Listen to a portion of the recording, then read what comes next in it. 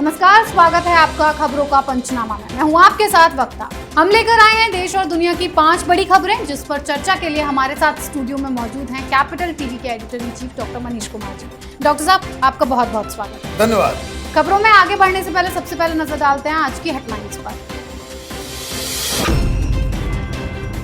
Corona पर Kejriwal gang का दो मुंह गेम। ऑक्सीजन के मुद्दे पर केजरीवाल ने मोदी सरकार को कहा थैंक यू, पर मनीष सिसोदिया और सत्येंद्र जैन ने साधा निशाना। कोरोना संकट में भी राहुल प्रियंका की ओछी राजनीति। भाई ने आधार पूनावाला के बहाने और बहन ने ऑक्सीजन के बहाने मोदी पर साधा निशाना। फर्जी किसान गैंग के चीफ राकेश टिकैत ने उड़ाई कोरोना गाइडलाइन की धज्जियां। गाजीपुर बॉर्डर पर भीड़ के साथ की इफ्तार पार्टी। पश्चिम बंगाल में छठे चरण में जमकर हुई वोटिंग। कई जगहों पर हिंसा की खबरें। हार के डर से टीएमसी ने मतदान में लगाए धांधली के आरोप। बदले हुए भारत से खौफ में चीन। एक्सपर्ट ने ग्लोबल टाइम्स में लिखा, बॉर्डर पर किसी भी कार्रवाई को अंजाम दे सकता है भारत।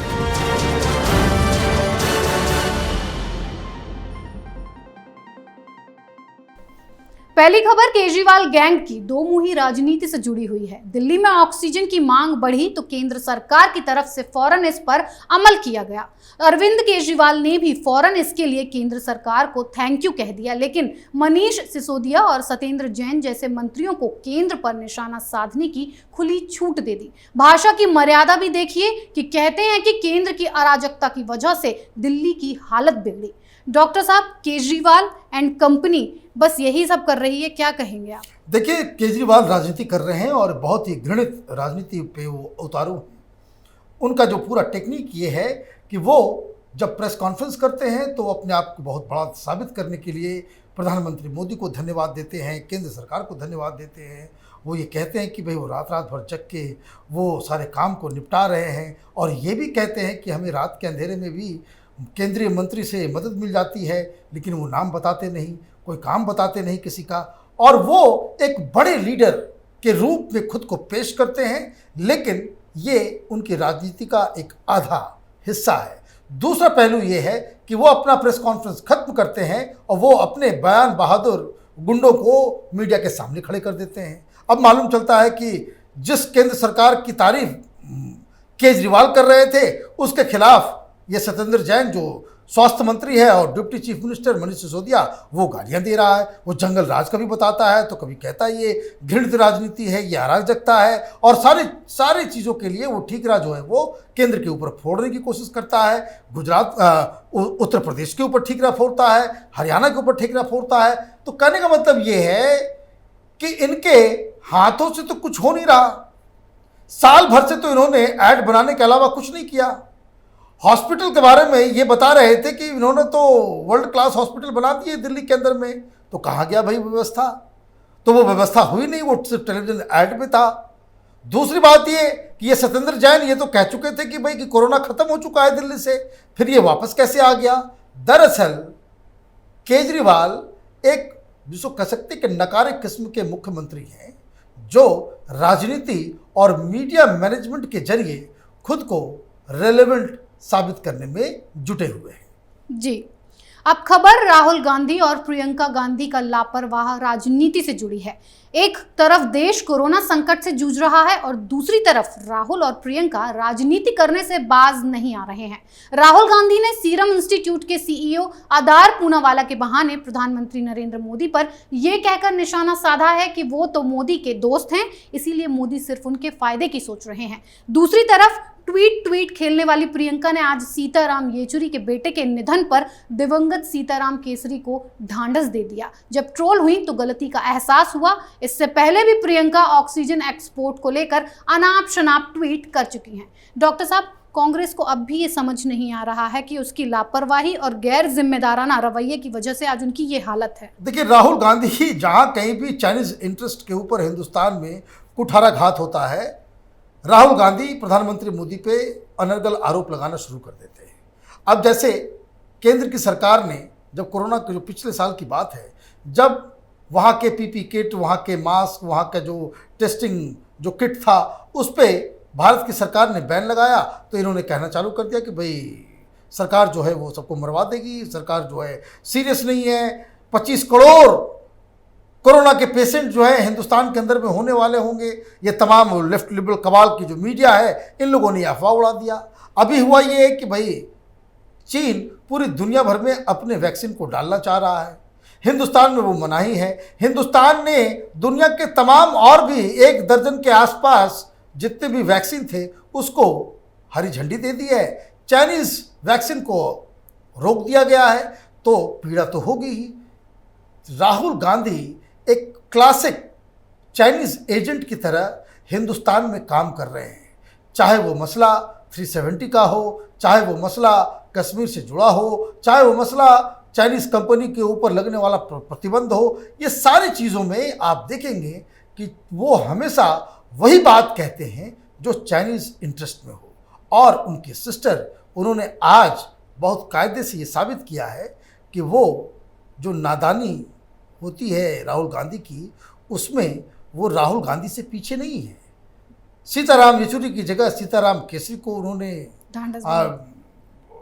उनको मैसेज दे दिया, और तो और एक फेक न्यूज़ भी फैला दी कि भाई मोदी सरकार ने 9300 मैट्रिक टन ऑक्सीजन जो एक्सपोर्ट कर दिया, उसकी वजह से हमारे यहाँ ऑक्सीजन की कमी हो गई और इस वजह से लोगों की मौत हो रही है, इसके लिए मोदी जिम्मेदार है। तो ये बेवकूफ़ी, ये जो नादानियाँ, ये बिना पढ़े लिखे अनगढ़े लोगों के साथ ये जो लीडर बना दिए जाते हैं, उसका यही नतीजा होता है। बहुत सारे लोग इस बात को कहते हैं कि ये जो डायनेस्ट होते हैं, ये सिर्फ अपने बाप दादा नाना नानी के नाम पे पब्लिक स्पेस को कैप्चर कर लेते हैं, बड़े बड़े पार्टी के बड़े बड़े लीडर बन जाते हैं। उनसे यही उम्मीद की जा सकती है कि वो दिन को रात, रात को दिन बताएंगे। जी, अब बात करेंगे फर्जी किसान गैंग के चीफ राकेश टिकैत की। एक तरफ देश कोरोना से परेशान है, दूसरी तरफ टिकैत अपने कुछ बच्चे कुछ गुर्गों के साथ दिल्ली के आसपास के बॉर्डर पर जाम लगाए बैठे हैं। और अगर आप भ्रम में हैं कि ये विरोध प्रदर्शन को लेकर बैठे हैं, तो इस गलतफहमी को दूर कर लीजिए। ये लोग हमारे और आपके पैसे पर पार्टी उड़ा रहे हैं। कोरोना गाइडलाइंस की धज्जियां उड़ाते हुए टिकैत गैंग की इफ्तार पार्टी का एक वीडियो आजकल बहुत वायरल हो रहा है। डॉक्टर साहब, ये तो हद हो गई है। ये प्रदर्शन हो रहा है या पार्टी कर रहे हैं? देखिए, ये जो लोग प्रदर्शन कह रहे थे वो उनकी मूर्खता है जो इसे किसान आंदोलन कह रहे थे।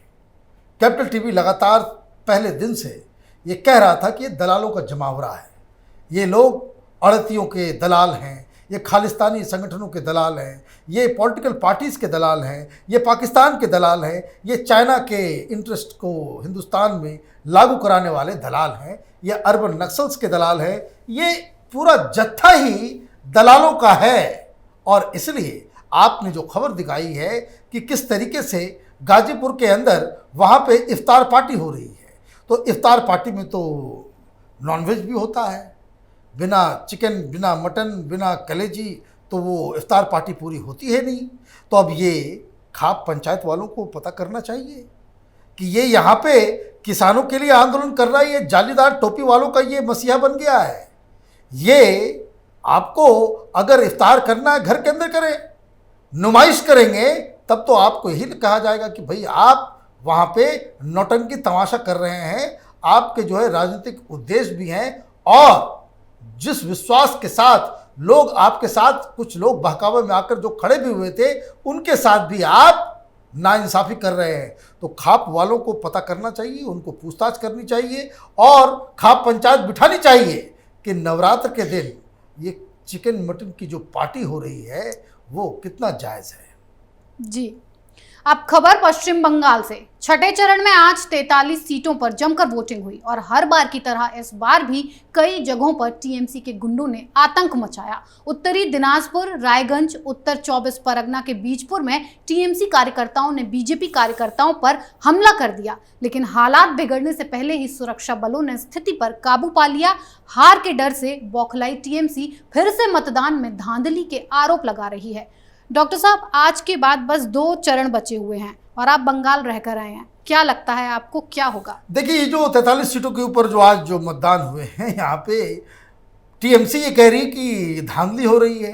मैंने धांधली खुद करें, बूट लूटने का काम आप करें, आप बमबाजी करें, आप बीजेपी या अपने अपोनेंट के कार्यकर्ता और उसके पोल एजेंट को उसकी हत्या करें तो वो जायज़ है। और अगर आपको पोलिंग बूथ के अंदर लूटपाट मचाने के लिए रोका जाता है सीआरपीएफ के द्वारा, तो आप कहेंगी कि हमारे साथ अन्याय हो रहा है। दरअसल ममता बनर्जी का वक्त पूरा हो गया है। ममता बनर्जी की सरकार अब वापस नहीं आएगी। आज जो 43 जगहों पे जो सीटें पे जो मतदान हुए हैं, भारी संख्या में मतदान हुए हैं। और मैं आपको बता दूं कि 2 इलाके जहां अनएक्सपेक्टेड था कि भारतीय जनता पार्टी उतना बहुत प्रदर्शन नहीं करेगी, क्योंकि ये दिनाजपुर, नादिया, 24 परगना और बीरभूम के अंदर जो है वो वहाँ पे चुनाव होने वाले थे। 2 इलाके इसमें ऐसे सामने आ रहे हैं जो नादिया और बीरभूम का, वहाँ पे ऐसा लग रहा है कि भारतीय जनता पार्टी स्वीप करने वाली है। और इसीलिए इस हार की डर से आपके पास कोई बहाना होना चाहिए। इसलिए तृणमूल कांग्रेस ये कह रही है कि वोटिंग में धांधली हुई है। जी, आखिरी खबर चीन से जुड़ी है, जहां सभी देशों में कोरोना का खौफ पैदा हो रहा है। वहीं चीन कोरोना छोड़ भारत से डर रहा है, क्योंकि चीन के एक्सपर्ट लद्दाख में मात खाने के बाद फिर भारत से बॉर्डर पर खतरे की भविष्यवाणी कर रहे हैं। चीन के सरकारी अखबार ग्लोबल टाइम्स में लिखा गया है कि देश में कोरोना से बिगड़ती स्थिति के बीच भारत सीमा पर उकसावे वाली कार्रवाई को अंजाम दे सकता है। डॉक्टर साहब, क्या चीन वाकई में डर गया है या फिर उसकी ये एक और कोई नई चाल है? देखिए, चीन के अंदर अभी बहुत उलटफेर हो रहा है। बहुत जो उनकी जो पॉलिसी है उसके ऊपर कोई स्थिरता नज़र नहीं आ रही है। क्यों? क्योंकि भारत ही मसला नहीं है चीन के सामने। पूरी दुनिया में उनकी जो अब तक की जो फॉरेन पॉलिसी रही थी वो जहाँ तहाँ वो बिगड़ रही है। पूरी दुनिया में चीन के खिलाफ एक माहौल बन रहा है। जितने भी डेमोक्रेसीज़ हैं वहाँ पे चीन के खिलाफ ऑलरेडी माहौल बन चुका है। और वहाँ की सरकारों की ये मजबूरी हो गई है कि वो चीन के साथ बहुत ही सख्ती से पेश आए, क्योंकि कोरोना की वजह से पूरी दुनिया में हाहाकार मचा है, मौतें हुई हैं। और इसलिए लोगों को लगता है कि चूँकि कि ये जो कोरोना है वो चीन के द्वारा फैलाया गया एक वायरस है, इसलिए चीन की स्थिति धीरे धीरे ख़राब होती चली जा रही है। अब भारत का जहाँ तक मसला है तो वहाँ पे इस चीज़ को लगातार वहाँ का जो ग्लोबल टाइम्स है वो इस बात को वो लोग पचा ही नहीं पा रहे हैं कि आपने पहली बार इस तरह का मैसिव मोबिलाइजेशन बॉर्डर के ऊपर आपने किया, लाखों की संख्या में वहाँ पे सैनिक भेजे और 1 इंच जमीन भी आप हासिल नहीं कर सके। आपका पूरा का पूरा ये एक्सरसाइज व्यर्थ गया। आप हार करके वापस लौट रहे हैं। आपकी जो सेना थी, जब वो 2-2 हाथ की गलवान घाटी में आपकी ज़्यादा मौतें हो गई, तो ऐसे में ये जो वहाँ के नेशनलिज्म का चीन का एक कैरेक्टर समझ लीजिए।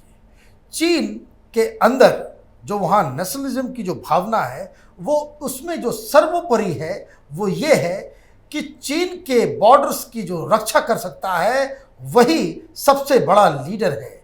और वो बॉर्डर है क्या? वो बॉर्डर चीनी किताबों में यही बताया जाता है कि हिमाचल भी चीन का, अरुणाचल भी चीन का, आधा वियतनाम भी चीन का, बहुत सारा म्यांमार भी चीन का, बहुत सारे आइलैंड्स चीन के, बहुत सारा कोरिया चीन का। मतलब जितने भी बॉर्डर स्टेट्स हैं उसमें सब में 9 कंट्रीज के साथ इसके बॉर्डर डिस्प्यूट है कि भाई चीन जो कहते कि भाई हमारा अधिकार वहाँ तक है। अब वहाँ तक अधिकार है और वहाँ की जो भावना है वो बॉर्डर को सिक्योर करने वाला ही सबसे बड़ा लीडर हो सकता है। तो इसलिए आप बीच बीच में आप देखेंगे कि चूँकि वहाँ पे कम्युनिस्ट पार्टी की सरकार है तो कम्युनिस्ट पार्टी की तरफ से इस बॉर्डर के ऊपर भारत उल्टा, वो चीन करते हैं बदमाशी, लेकिन वो बार बार इस तरह के लेख लिखे जाते हैं कि वहाँ पे ये बताया जा सके कि हिंदुस्तान एक एग्रेसर है, हम तो वहाँ अपनी रक्षा कर रहे हैं, हम जो कार्रवाई करते हैं वो इंडिया की वजह से करते हैं, वो वहाँ एक एग्रेसर है। और इसीलिए इस तरह के लेख छपते हैं। लेकिन समझने वाली बात यही है कि हिंदुस्तान पहली बार चीन को चीन के ही खेल में मात दिया है।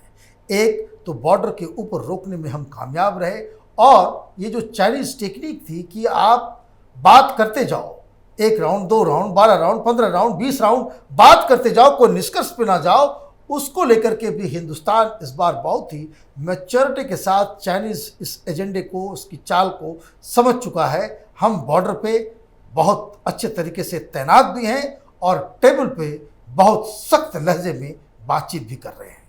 जी बिल्कुल। डॉक्टर साहब, आपका बहुत बहुत धन्यवाद इतनी सटीक और बेहतरीन जानकारी के लिए। धन्यवाद।